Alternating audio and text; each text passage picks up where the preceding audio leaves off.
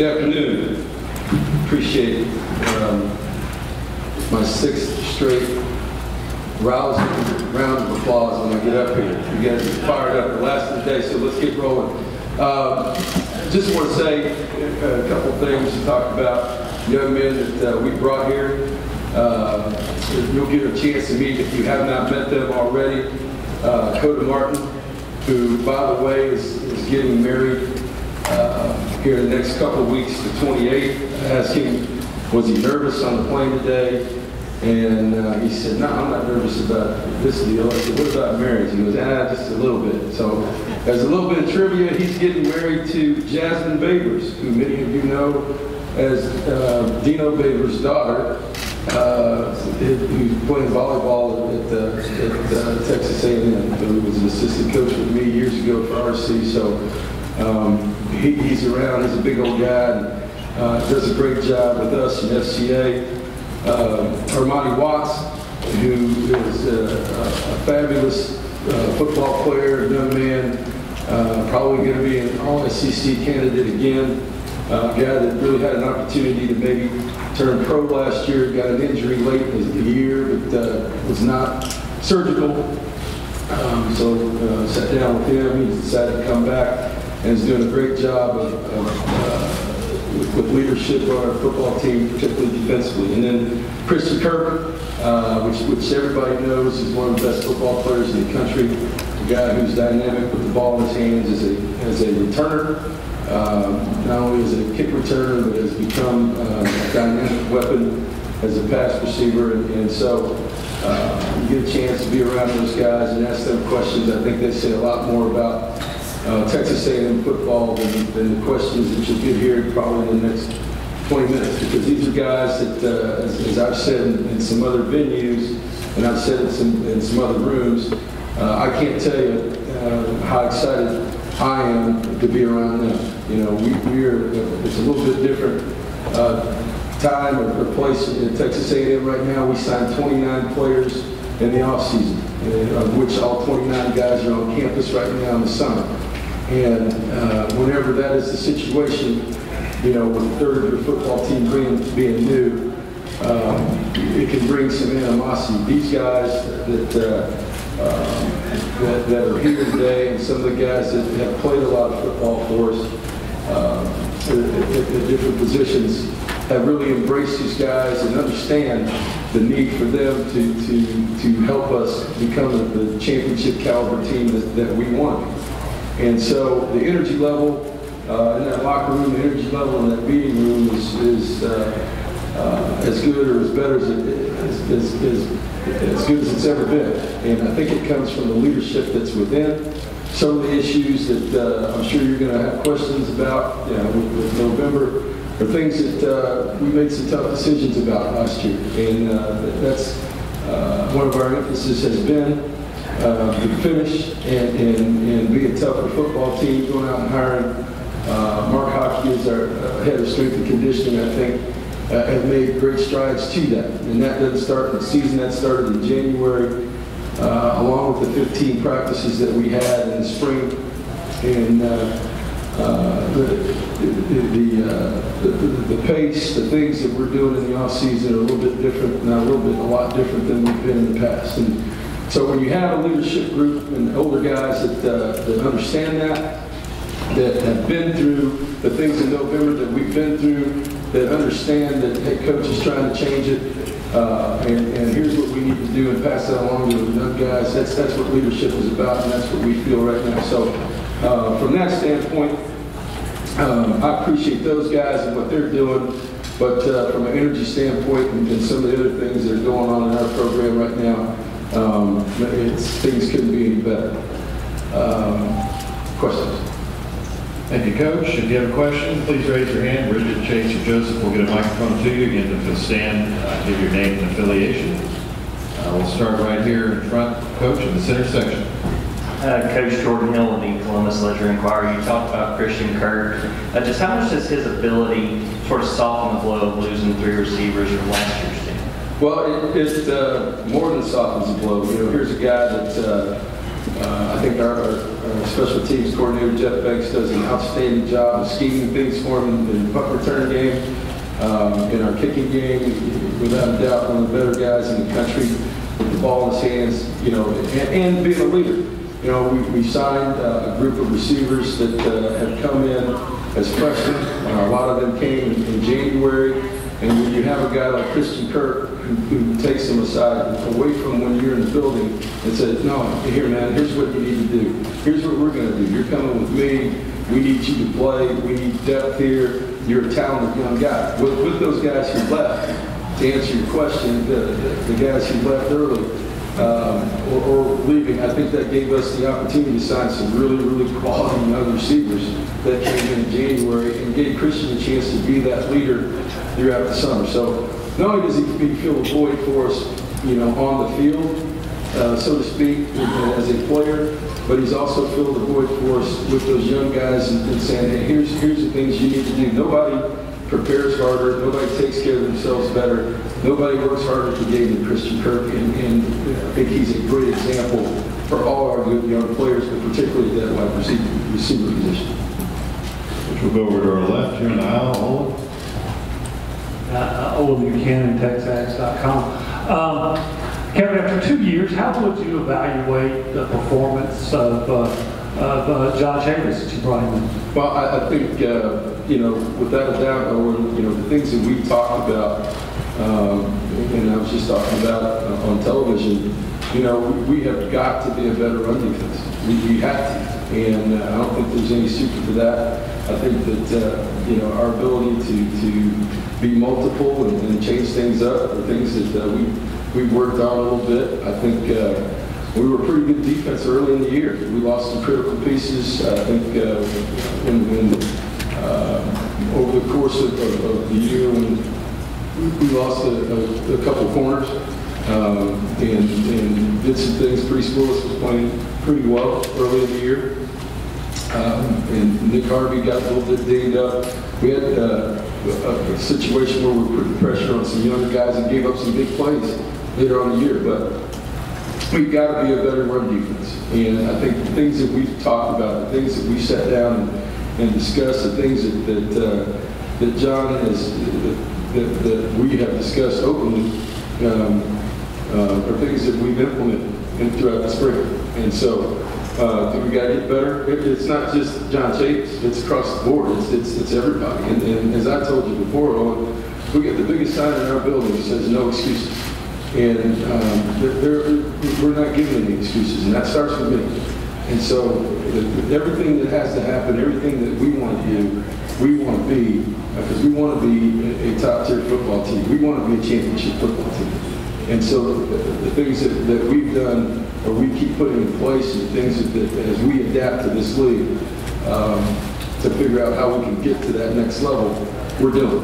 And that's not just him, that's across the board. We'll stay over in this left section, second row. The wall. Coach, Alex Miller with Battalion. Coach, what is so unique about the bond between Christian Kirk and Armani Watson? How have you seen them grow as leaders throughout this past offseason? It's weird, isn't it? You know, here's a guy that tries to knock the other guy's head off when he first got there. But involved in recruiting, I think, you know, they're the best of friends. You got a guy that's from, he likes to tell you Dallas, but he's from East Forney, Texas. It's not Dallas. He claims Dallas and Armani Watts. And then you got a guy from, you know, basically Phoenix. And so I think in the relationship, Armani takes really advantage of Christian to get to Phoenix as much as he can get to, because I see him on Instagram and Snapchat all the time out there. But you know, they've been great friends. They're involved, and Armani was involved obviously in the recruiting process, and ever since. And so you know, they're guys that like to play football and are guys that can communicate with you as a coach now. That, you know, they're older guys. They've been through it. So you got to remember, Armani has played every snap since he's been here, except for when he's been hurt. I go back to going and playing the first game on the SEC network, at whatever time that was, when y'all they fooled me into playing that 5 o'clock game in Columbia when it was about 100 degrees. They opened the network and worried about Armani Watts playing safety, and all he did was, get an interception and knock a bunch of balls down and do a bunch of things. And you knew right then he was going to be a great player. So, those two get along very well. I think they compete, and it gets back to what I said. It gets back to that kind of leadership, not just on the field, but it's also that leadership off the field that creates a football team that you love to be around. And these guys are not only good players, but they're good people, and they're going to be successful. Which will go down to our right, second row. Zach on the Team Sporting News. Coach, you mentioned your team's struggles in finishing as an area of emphasis. Do you feel any additional pressure this year to show your team can go out and sustain that early success throughout the entire season? I don't know that listen, the pressure I feel is the same pressure I feel all the time. And so nobody puts more pressure on me than me.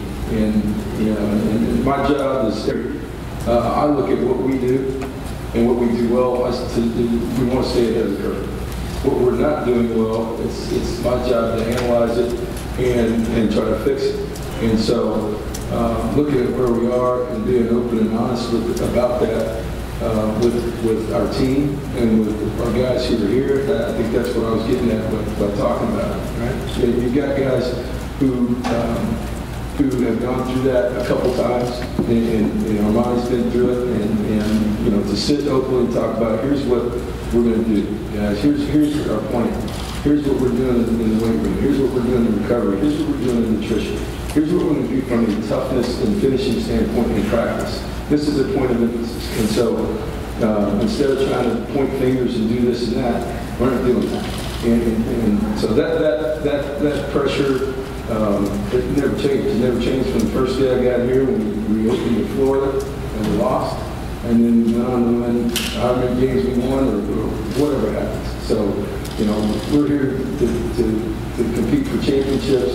How we do that, when we do that, and basically the why, what, and how, that's remains internal, but that's my job. And the pressure for that never changes. All right, we'll go over here to our left, about midway, Kirk. Kirk Bowles from the Austin American Safety. Hey, Kirk. Hey, Kevin. When you lose the top pick of the draft, you lose your starting quarterback, you lose, a lot of other people on parts that are real relevant to your team. How would you make a case for you're going to be even better than last year? Yeah, I don't know. I think everything's relative. I think that for most fans, for everybody, some people sum it up in wins and losses. I think as coaches, you do that a little bit. You do some of that, but you also sum it up by being a better football team. Because the schedule is different. Your schedule is always different. So, can you be a better football team with the same record? Can you be a worse football team with the same record? I can sum it up by looking at how we're going to play and what tempo we're going to play at, what kind of physicality we're going to play at, and how we're going to finish. And if we're doing that, and the wins will come. The way these guys are approaching it. So, from my standpoint, to say that we're going to be better, I know that we're doing the things that we need to do to be better, and I would not be surprised if the results don't bear that out. We'll go over to our left side, Mike. Mike Bianchi from the Orlando Sentinel. Coach, you were just talking about pressure. Alabama's won 17 straight SEC games by a total of I think an average of 3 touchdowns per game. I'm wondering how much pressure does that program and Nick Saban put on the rest of the coaches in the league? I don't know that it's pressure. I think what it is in just about every league, well, not really every league, but you go through a time where one team is really the market. And we've looked at it that way since we've been here. So the pressure is that I don't know. I really don't know that that's the case. I know that that's the mark that everybody wants to be, you know what you have to do to get to Atlanta in our situation. And then, you know what you need to do to try to win a championship. And so the consistency of that program over the years did not come overnight. I think people understand that, but you can't argue that is the market, and that's where everybody wants to be. So from my standpoint, from what we do, we got a lot of games in the West to play. And you can win a lot of games in the West, and that one can take its toll on you. I think it's took its toll on us the last couple of years, as a matter of fact. So, we've got to do a better job of handling things mentally. I look back at that game. I think we're winning the game with 6 minutes to go in the third quarter, and a couple things happen, and you lose by 10 points or whatever it was, 2 touchdowns, and then kind of unravel after that. So the mental part of that deal, and what you do day to day is to get back to the question earlier, is the focus, and that without a question, for what Nick has done and what that program has done, they were ahead of the curve a long time ago with how they approach things, and I think that has basically been the model that other people have tried to follow. Okay, Coach, we'll go over here to our right on the aisle, Chase. Chase Goodred with NFL.com. Coach, how much interaction did you have with Hugh Jackson and Sachi Brown and the rest of the Cleveland front office in the month about Myles Garrett leading up to the draft in the spring, and what was the substance of their questions and your answers? Well, you could probably, I was in Philly, and anybody who saw the draft party at Miles' house, my wife and kids were at Miles and the parents, and so I can tell you this, Chase, that when they went live to the party in Dallas, that they already had the Cleveland Brown t-shirts on before the draft happened, before they announced the number 1. So that just tells you a little bit about the communication. We've done a great job with I think, our coaching staff. I think the NFL, as much as we've complained as coaches, I think the NFL has bent over backwards here in the last couple of years to try to give us an opportunity as college coaches. I think Nick brought it up 2 years ago, 3 years ago, about the number of guys who turned pro that were getting false information. We still have that. But I think that the communication between the league and coaches, and particularly the coaches in the SEC, has been really, really good.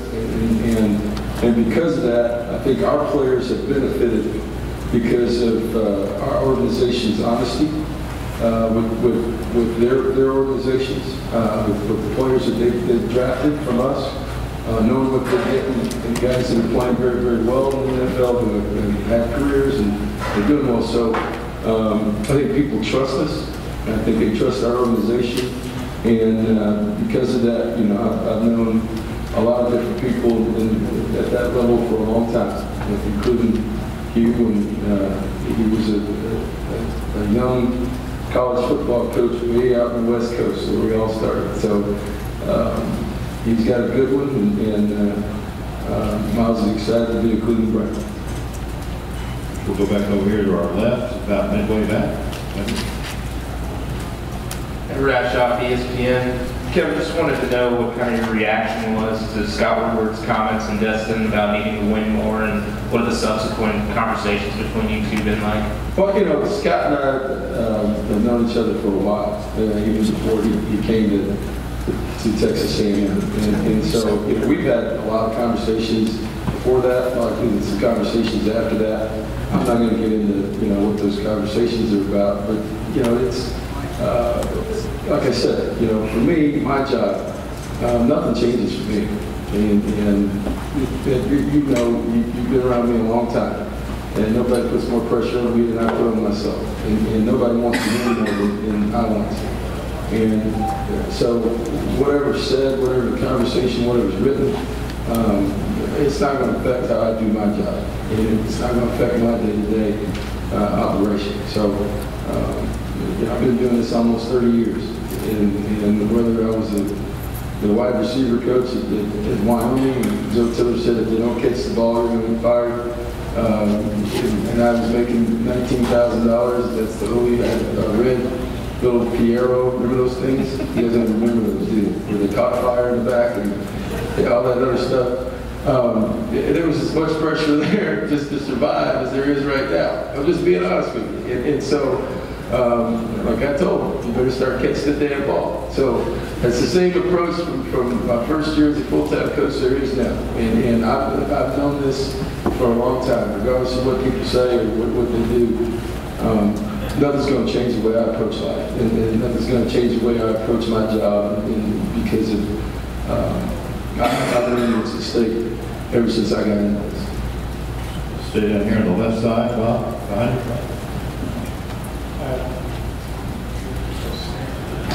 Hey, Coach Bob Wildark, it's Denver. How you doing, Bob? I'm good. Good. What would you say is your quarterback situation going into camp? Is there a front runner, or how do you think that's going to go? Not really a front runner right now. I think I know that all three guys are really capable. You guys have seen Jake Hubenek. You know, he's played for us. I think the first couple of years, you know, he's traveled. He's at Oklahoma State, went back to Blinn, and came there. He's traveled a little bit. He's older, been in games. I think the first couple of years he was a little tentative because he was behind some guys and really wanted to learn. But I see him right now as a mature guy that understands, you know, he wants it. Nick Starkle, which is another guy that was committed to Oklahoma State, it's, you know, 6'4", 6'5", can throw it through the wall. Could have played for us last year after Trevor got hurt. Came to me really week 8, 9, 8, and said, "Hey, look, coach, if you need me to play, I'm out of my red shirt, ready to go." Son of a West Point grad, you know, he's one of those guys, and so you know, he's been in the program a year and a half now. And then Calamano's guy we signed in January, really signed early, came really a phenomenal athlete, you know, one of the top guys in the country coming out. So I tell you, the big thing that gets back to what I just talked about. Those three guys have done a phenomenal job in the off season of working together, organizing 7-on-7s, moving the team, being leaders, enjoy each other's company. But we'll see in the fall. You know, we'll see what direction we go. Noah Mazzoni does a great job with them. The good news, I think, Bob, is that it's coming back in our offensive line, even by losing the two tackles. We've got more starts coming back in our offensive line than we had last year. We've got two really, really talented running backs in Ford and Travion Williams. And I said this on television. Travion's the first true freshman running back in the history of Texas A&M to rush for 1,000 yards. And there's been some pretty damn good running backs at Texas A&M in the course of time. So he's an electric player with all the starters up front. And Christian Kirk, this offense will be quarterback friendly. And the guy who understands that he doesn't have to do everything because of the players that are around him, like Keith Ford and Travion and Christian Kirk and a number of other talented players, that understands he doesn't have to do all that and takes care of the ball and can make some plays for us. That'll be the guy that plays for us. We'll stay on the left side. I still haven't apologized to you, Bob, for 5 years ago for cutting you off, so I apologize. How's that? It's a newer kind of me. How about that? Yeah, he got over it. It's all right. You got to deal with Brett anyway, so that's your business. We'll go about 3/4 of the way back on the left side. James CarpioDale.com. Kevin, you were active in recruiting Jarrett Stidham twice. Just what was your assessment of him as a quarterback, and how do you think he's going to impact Auburn's offense, particularly an offense that struggled to throw the deep ball against you guys? Jarrett's a very, very talented player, and I really hope, I cut you off at the end because I heard you say against you guys. I hope he doesn't throw the deep ball against us, but he's a very talented young man. You know, he's a guy that is in high school. I thought he was as good as there was. We had to make some decisions in recruiting at our place, and we made those decisions, and so, you know, he's going to be successful. And it's just a matter of when and what time. He brings a lot to the table as a guy that can move around a little bit but a guy that's highly accurate and can throw it. So I wish him the best of luck and wish him success. But I didn't like the way you said against you guys at the end, but that's okay. All right, we have time for two more. We'll start over here on the right, about 3/4 of the way back. Brent Swan, Houston Chronicle. Kevin, huge shoes to fill with Myles Garrett and Deshaun Hall exiting to the NFL. Now that you've been able to size up Michael Clemens, what do you see from him and also the guys who will be trying to fill those shoes? Well, you've got a number of guys. Quentin Cunningham has played a lot for us. Jared Johnson, I think which comes as a shock for those of you who don't know, he's number 40. He's not as big as Deshaun Hall, but believe it or not, last year he had the same sack total, same amount of production as Deshaun Hall did, and played half the time. So, he's played a lot of football for us. He understands that it's his time. He's been playing behind those two guys for years. So he was interchangeable on both sides. Michael Clemens, as you said, is a guy that came to our place really to replace one of those two ends. He's probably one or two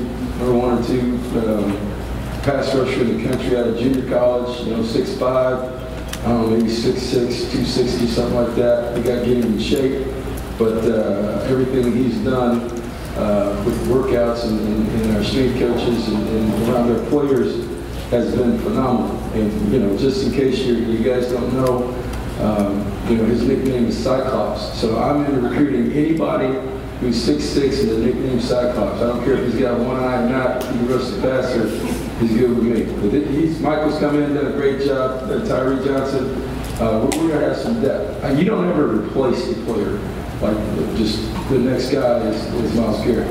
But I think by committee and by who we are, and maybe with Michael being able to be the type of talent that he is, he can generate some things early that can give us that pass rush, or the guys who are there while Michael Clemens continues to really develop. We'll take one final question down to our left. Dan?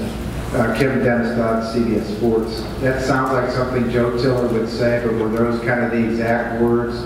Was it $19,000? When did you realize that if a left tackle broke up with his girlfriend, whips on a block, it could, as a coach, that could be your job? Well, that's, as a graduate assistant, I was in private business, and then became a graduate assistant, and Mike Price took a chance on me at Washington State, and Joe Tiller was there.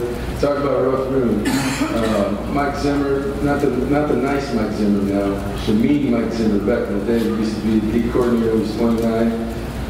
Joe Tiller was kind of my guys, and then Joe got the job at Wyoming, and he couldn't find anybody cheap enough or stupid enough at that time to go to Laramie from the convention for $18,000 and some dollars, and so I got there, and I've known Joe Tiller since I was 18 years old, because at Purdue, it's kind of a strange thing, at Purdue he was the defensive coordinator, and I was a linebacker. He got up to Washington State, he was the offensive coordinator. I said, how the hell does that happen? Same question y'all ask me right now, right? So he explained to me how that happens, and so I moved to offense too. And he said, if you learn what we're doing here, with empty, no back, and he'd been in Canada and all that, so you'll have a job forever. I said, all right, that sounds good. So I want to do this. So he got the job at Wyoming and hired me as a wide receiver coach. And I've known him since I'm 18. I'm kind of his boy. You know how it is in the deal. And then one day, he just walks up to me in the middle of practice, and he's just like furious. It's like, if they don't start catching the damn ball all the time, I'm gonna fire you guys. So immediately we had the same conversation with the wide receivers, and the rest is history.